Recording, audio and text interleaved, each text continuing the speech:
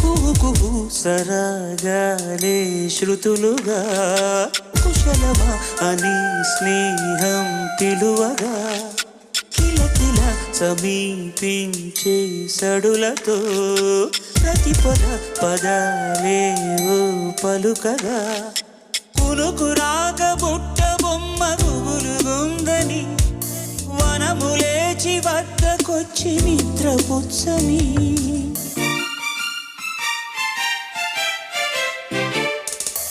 జామురాతిరి జాబిలమ్మ